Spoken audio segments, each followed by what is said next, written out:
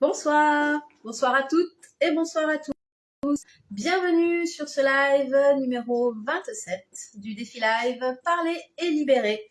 Je suis Muriel Hellman et je viens ce soir vous parler de SPM et communication. Le SPM, le doux diminutif, voilà, de ce magnifique syndrome prémenstruel.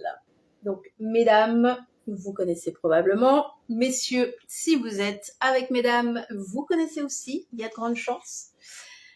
Et alors, pourquoi est-ce que je viens vous parler du syndrome prémenstruel dans un espace lié à la communication?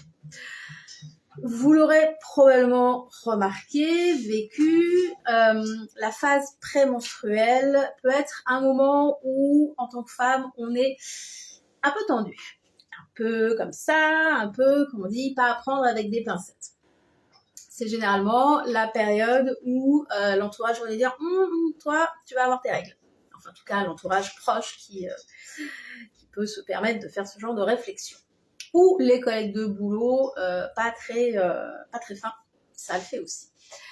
Donc, effectivement, dans cette phase de syndrome prémenstruel, on est beaucoup plus à fleur de peau, on est beaucoup plus sensible, réactive, on se met beaucoup plus facilement en colère pour des choses moins importantes et forcément, ça a un impact sur le relationnel, sur la façon dont on est en relation avec les autres et avec soi-même aussi, parce que bien souvent, en plus de ça, on se rend bien compte qu'il y a un truc qui va pas, on se rend bien compte que c'est pas contrôlable, on se rend bien compte que on est dans un état qui est pas cool pour les autres et en même temps on n'arrive pas à gérer, on n'arrive pas à contrôler, on n'arrive pas à maîtriser, on subit le truc. L'idée, en fait, c'est de connaître, d'être attentif en tout cas à son cycle. Alors, moi ce que j'aime, c'est utiliser cette petite roue qu'on trouve sur le site Kiffe ton cycle, qui est une vraie mine d'or pour en termes de ressources sur tout ce qui a trait au cycle féminin. Et donc, quand on est... Alors là, j'y vois pas bien. Voilà, syndrome prémenstruel, donc on est là, dans ce qu'elles appellent le tube, les filles de Kiffe ton cycle. Donc c'est cette zone dans laquelle la chute hormonale est hyper importante. Et le fait qu'il y ait cette chute hormonale extrêmement importante, qui est normale physiologiquement, va induire tout un tas de réactions physiologiques dans le corps et entre autres au niveau du cerveau, qui fait qu'on va être effectivement dans une hypersensibilité, qu'on va être dans un espace pas tout à fait comme d'habitude. Le truc, c'est que, en fait, donc c'est là évidemment qu'on est super pas bien. Mais en fait, ce qui arrive là, il a commencé ici, juste après les règles, quand on commence à remonter. Donc on voit là la petite surfeuse qui prend de l'élan, avec la vague d'énergie qui remonte, parce que la vague hormonale remonte aussi. Dans cette phase-là, ce qui se passe, c'est qu'on a plus d'énergie, on est plus motivé, on est plus dynamique, et on est plus patiente, on est plus tolérante. On est dans quelque chose où on va prendre les choses différemment. Le truc, c'est que ce qu'on va accepter de vivre à cet endroit-là, la même chose, on va plus du tout l'accepter quand on va être à cet endroit-là. Parce que la fatigue sera passée par là, parce que donc la baisse hormonale entraîne cette fatigue et ces transformations physiologiques. On aura également accumulé tout au long du chemin, là, un certain nombre de frustrations, un certain nombre de petites colères, un certain nombre de non-dits ou de choses qu'on n'aura pas su ou pas pu faire entendre. Et donc au final, cet espace-là, eh ben, il est hyper explosif. Il est vraiment explosif parce que, en fait,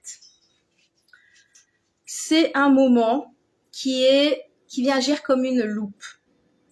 Cet espace du cycle, ça vient nous dire, regarde ce qui va pas dans ta vie et regarde-le, et si tu le vois pas, si tu l'as pas vu avant, moi je te le mets vraiment comme ça, en gros devant les yeux, pour que tu en prennes conscience et que tu le transformes.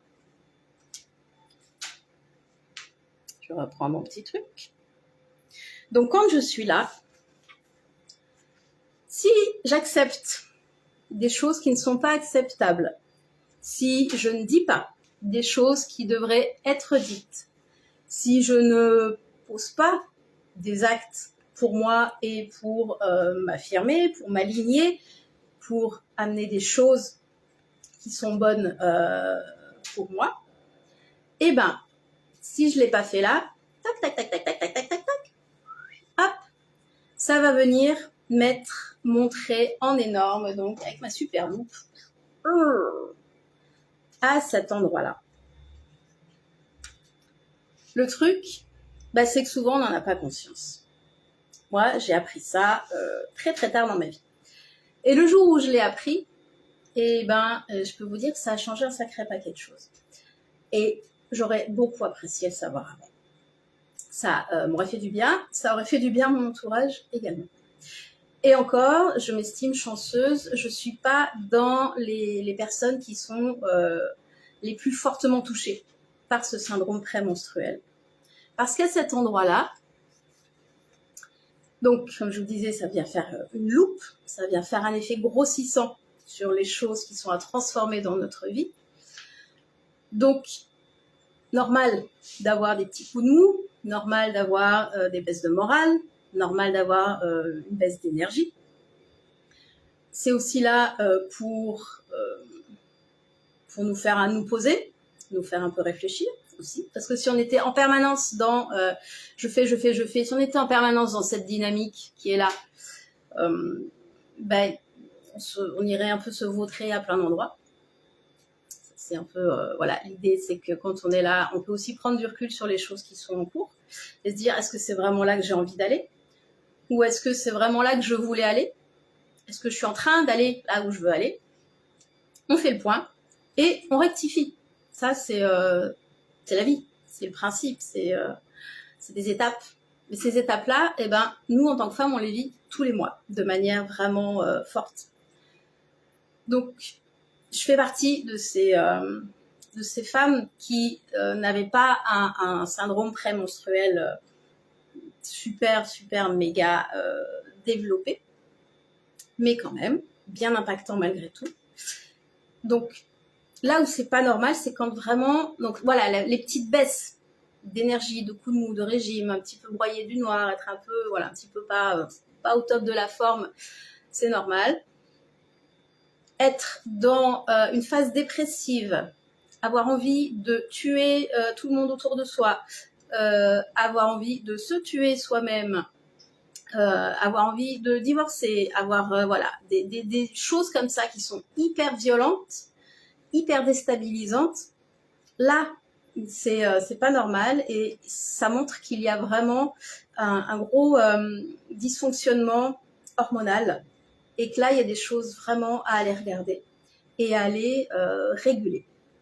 Parce que la bonne nouvelle, c'est que ça, on peut vraiment en faire un allié et s'en servir comme un guide, comme une boussole, et non pas simplement subir ce truc-là et passer dans les soreuses tous les mois.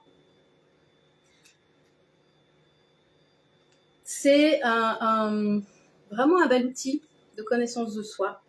C'est vraiment un bel outil de découverte aussi d'espace en soi-même.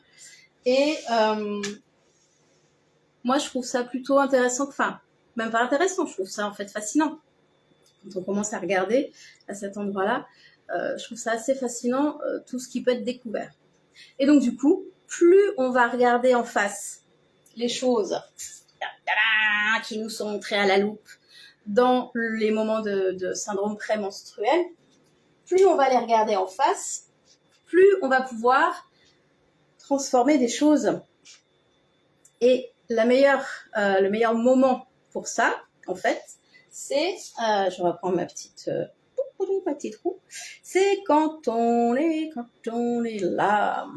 Voilà. Donc dans cette phase-là, de tout début du cycle, donc juste après les règles, quand donc on en est dans cette phase, on a de l'énergie, on a la patate, on est vraiment dans un truc assez dynamique, on sent que l'énergie elle monte.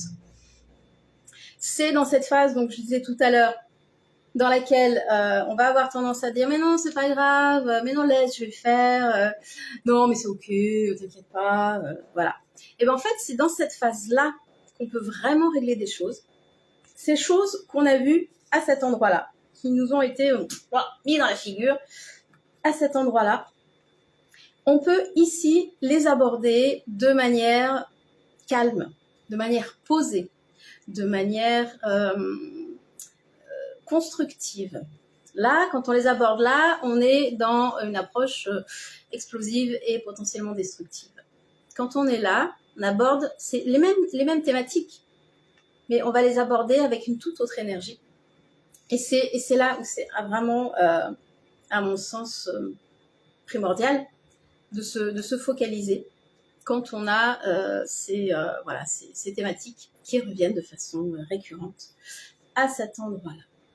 Donc, je vous invite vraiment à vous pencher sur la question, si ce n'est pas déjà fait, parce que ça peut que transformer des choses dans votre vie en positif, clairement. Et voilà, donc là encore, alors j'allais dire ça coûte pas grand-chose.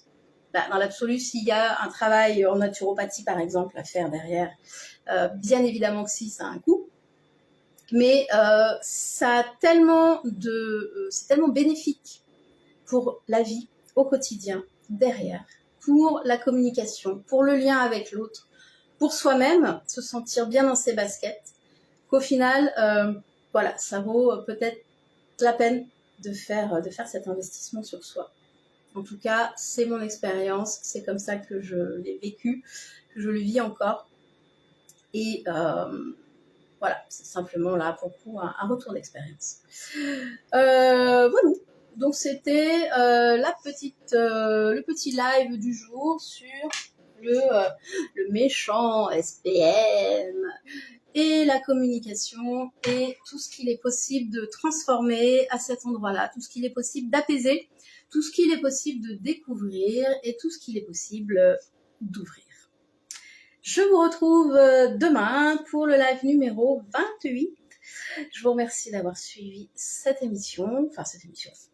live. Voilà, belle soirée à toutes et à tous et à demain. Bye bye.